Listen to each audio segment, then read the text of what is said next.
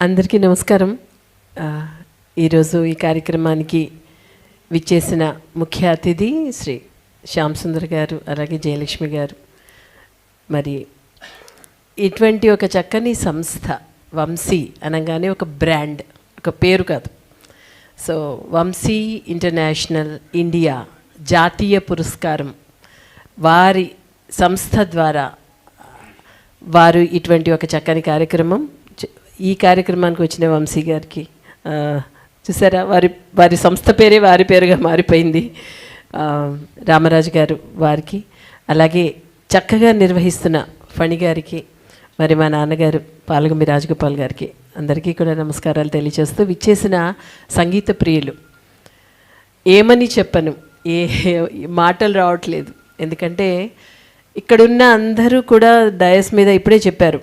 ఇప్పుడు వంశీ ఇంటర్నేషనల్ ఈ సంస్థ స్వర్ణోత్సవ వేళ సాలూరి రాజేశ్వరరావు గారి శత జయంతి సందర్భంగా ఆ జాతీయ పురస్కారం ఇప్పుడు వీరు చెప్పిన దాన్ని బట్టి ఈ సంస్థ నేను పుట్టకముందే ప్రారంభమైంది. కాబట్టి ముందుగా ఇక్కడ ఈ డయాస్ పైన ఉన్న అందరూ మా నాన్నగారి సమకాలీకులు. ముందుగా అందరికీ కూడా నా నమస్కారాలు ప్రత్యేకించి.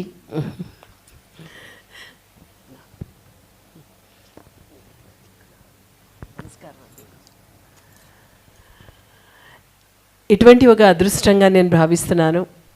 సాలూరి రాజేశ్వరరావు గారితో పనిచేసిన వారు శ్యామ్ సుందర్ గారు, అలాగే నాన్నగారు, ఇంకా వారు రామరాజు గారు, వీళ్ళందరూ కూడా నేను చూసింది ఒకసారో 2 సార్లు మాత్రమే. కానీ ఆ భగవంతుడి లీల ఎలా ఉంటుందంటే, వారి గురించి వింటూ వింటూ వింటూ పెరిగాను నేను. ఇంట్లో ఇప్పుడు చూసినా పొద్దున్న లేస్తే రాజేశ్వరరావు గారి పాటలే, నాన్నగారు అదే పాటలు, అదే మాటలు.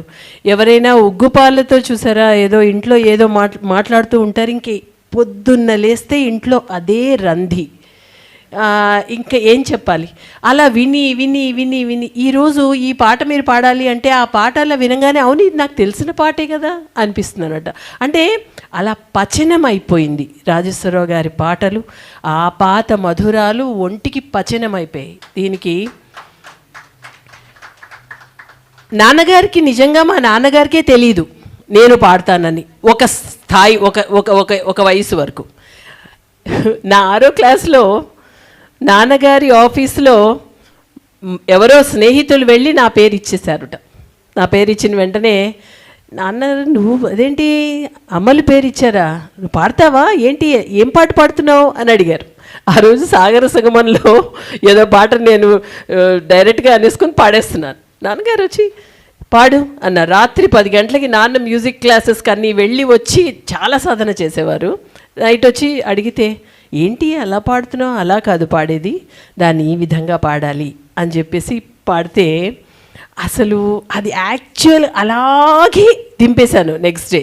సో నా 6వ తరగతిలో ఫస్ట్ ప్రైజ్ ఏజీస్ ఆఫీస్లో నాకు వచ్చింది. నాన్నగారే ఆశ్చర్యపోయారు, అదేంటి సుహాసినికి ఫస్ట్ ప్రైజ్ వచ్చిందని. అప్పటి వరకు అంటే ఎలా ఉంటుందంటే, నాన్నగారి యాక్టివిటీస్లో పగలంతా government job, night music classes, ఇంకా అదే పాట రంధి అందులోనే ఉండడం. సో ఇవన్నీ అయ్యాక చేసింది ఐసీడబ్ల్యూఏ అయినా, తర్వాత విశాఖపట్నం వచ్చిన తర్వాత జాబ్స్ పెద్ద వచ్చినా నేను ఇంట్లో బిజినెస్లో నేను యాక్టివ్గా పార్టిసిపేట్ చేయడం. సరే, సంగీతం మన ఫ్యామిలీలో ఉంది, సంగీతం ఎంఏ మ్యూజిక్ చేద్దాము అంటే ఒక అథెంటిసిటీ ఉంటుంది, ఒక క్వాలిఫికేషన్ ఉంటే దానిపైన మనకు ఒక కాన్ఫిడెన్స్ వస్తుంది అని. సో ఆంధ్ర యూనివర్సిటీలో ఎంఏ మ్యూజిక్ చేసిన తర్వాత పిహెచ్డి. మరి ఏం చెయ్యాలి అని చాలామంది అందరూ కర్ణాటక సంగీతంలో ఎంఏ మ్యూజిక్ చేసినా, మాస్టర్స్ చేసినా ఒక నావెల్ సబ్జెక్ట్ తీసుకోవాలి రీసెర్చ్కి అన్నది. సో నాన్నగారితో మాట్లాడుతున్నప్పుడు నాకు ప్రత్యక్ష దైవం నా దగ్గర నా గురుతుల్యు గురువు గారు. ఎందుకంటే సాలూరి రాజేశ్వరరావు గారి కాంపోజిషన్స్ పైన చేస్తే బాగుంటుందమ్మా అని చెప్పి నాన్నగారు, అంటే వారి మనసులో సాలూరి రాజేశ్వరరావు గారి పట్ల ఉన్నది ఎంత అన్నది ఈ విధంగా అంటే నేను చెప్పాలి. ఎందుకంటే 15 సంవత్సరాల పైన మద్రాసులో రాజేశ్వరరావు గారితో భుజం మీద వారు నాన్నగారి భుజం మీద చేసి ఆటోల్లో కూడా బీచ్ రోడ్కి వెళ్ళి కూర్చుని సరదాగా సంభాషించే అంతటి క్లోజ్నెస్ నాన్నగారు. సో అప్పుడు అన్నప్పుడు నేను అన్నాను, నేను అందులో సినిమా సంగీతం పైన ఇప్పటి వరకు ఎవరూ కూడా ఫిలిం మ్యూజిక్ పైన రీసెర్చ్ చేయలేదు. సాహిత్యం, సినీ సాహిత్యం పైన చేశారు కానీ సంగీతం పైన చేయలేదమ్మా అంటే అదంత సులువు కాదు. ఎందుకంటే రాగాలపైన వాగ్గేయకారుల పైన చేయడం అంటే అది స్టాండర్డ్ ఒక పరిధి ఉంటుంది దానికి. కానీ సంగీత పాటలు అన్నది ఒక రాగమా అంటే ఒక రాగం బేస్డ్ కాదు, దానిలో అన్యస్వరాలు ఉంటాయి, దాన్ని ఎక్స్పెరిమెంటల్ ట్యూన్స్ ఉంటాయి, దాన్ని ఒక పాశ్చాత్యము కర్ణాటకము వెస్టర్న్ మిక్స్ అయిన ఒక చక్కని ఎక్స్పెరిమెంటల్ ట్యూన్స్ ఉంటాయి. సో వాటిపైన చేయడం అన్నది అంత సులువు కాదమ్మా. అందులోనూ దాన్ని నేను కన్ఫైన్ చేస్తాను. మొట్టమొదటి who is the Pioneer in the film music అన్నది అన్డౌటెడ్లీ డాక్టర్ కళా ప్రపూర్ణ సాలూరు రాజేశ్వరరావు గారు. అందులోనూ వారి దగ్గర ఉన్న నాన్నగారు వారి గురించి బాగా తెలిసిన నాన్నగారు ఉండారు కాబట్టి ఐ టుక్ దిస్ సబ్జెక్ట్ అండి. అప్పుడు ఆంధ్ర యూనివర్సిటీలో ఫిలిం మ్యూజిక్ పైన చేయడం ఒప్పుకుంటారా అని ఒక అనుమానం. వెంటనే మా అధ్యాపకులు తప్పకుండా సుహాసిని, ఇప్పుడు నువ్వు టేకప్ చేసింది నెక్స్ట్ సినిమాకి లలిత సంగీతానికి ఒక గేట్వే అవుతుంది ఈ రీసెర్చ్ బుక్. సో నెక్స్ట్ రీసెర్చర్స్కి ఇది చాలా యూజ్ అవుతుంది, ఉపయోగపడుతుంది అని చెప్పడం, అది నేను తీసుకోవడం. వెంటనే మంగళంపల్లి గారు మొట్టమొదటి ఆశీర్వచనం ఇచ్చి వారు ఇన్ రిటర్న్ ఫిలిం మ్యూజిక్, ఎందుకంటే వారు అటు కర్ణాటక సంగీతము ఇటు సినిమా సంగీతము కూడా పాడిన మహామనీషి. సో అటువంటి ఒక వాగ్గేయకారుడు అభినవ త్యాగరాజు వారు ఆశీర్వాదంతో మొదలుపెట్టాను.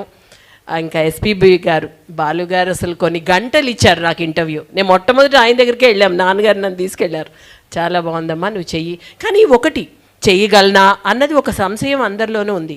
నా రీసెర్చ్ అయిన వెంటనే అప్పుడు నాన్నగారు అమెరికాలో ఉన్నారు, బాలు గారు నాన్నగారికి ఫోన్ చేసి, రాజగోపాల్ నాకు తెలుసు సుహాసిని చేస్తుందని, కంగ్రాచ్యులేషన్స్ అన్నారు. ఒక వాయిస్ నాకు పంపించారు, అమ్మ అది శుభాకాంక్షలు శుభాభినందనలు నీకు అని. ఆ వాయిస్ని ఈరోజుకి నేను సేవ్ చేసుకుని నా మెయిల్లో సేవ్ చేసుకుని పెట్టుకున్నాను ఆయన వాయిస్ని.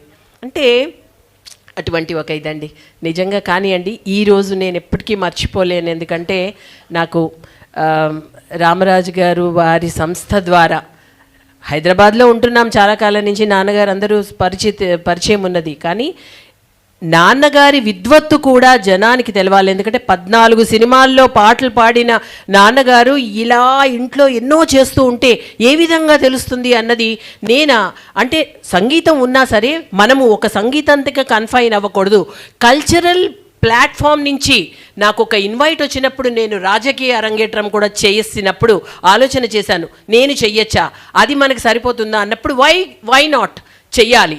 కల్చరల్ రంగం నుంచి కూడా రాజకీయ ప్రవేశం ఉండాలి అన్నది నేను ఒక స్టేట్ అఫీషియల్ స్పోక్స్ పర్సన్గా ఒక జాతీయ పార్టీలో ఉంటూ కూడా ఇవన్నీ కూడా చెయ్యాలి అన్న ఒక దీంతో నేను ముందుకు వెళ్ళడం. ఇన్ని ఉన్నా సరే ఇటువంటి ఒక కార్యక్రమంలో యూట్యూబ్ ఛానల్ ఒకటి స్టార్ట్ చేసి నాన్నగారికి తెలిసినంత పాటల గురించి చెప్తూ ఉండేవారు నాన్నగారు.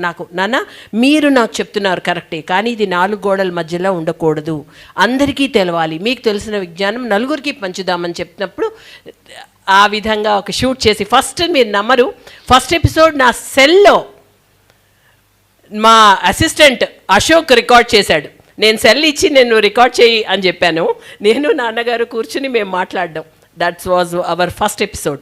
తర్వాత కెమెరా పెట్టి షూటింగ్ అంతా కూడా చేసి ఎంతో కొన్ని వేల మంది ఈరోజు మాకు ఫాలోవర్స్ ఉన్నారు, అందరూ కూడా చూస్తూ ఉన్నారు. సినిమా సంగీతంలో ఇన్ని విశేషణాలు ఉన్నాయా అని అందరూ తెలుసుకుంటూ వాళ్ళ ఆనందం మేము పంచుతున్నాం, వాళ్ళకి మేము ఆనందాన్ని, అది ప్రైస్లెస్ అండి. ఆనందాన్ని పంచడం అన్నది అది మనం డబ్బుతో కొలవలేం. కాబట్టి అటువంటి ఒక కార్యక్రమంలో ఉండడం, ఆ తర్వాత నాకు దీనిలో డాక్టరేట్ రావడం, దీనిని గుర్తించి ఈరోజు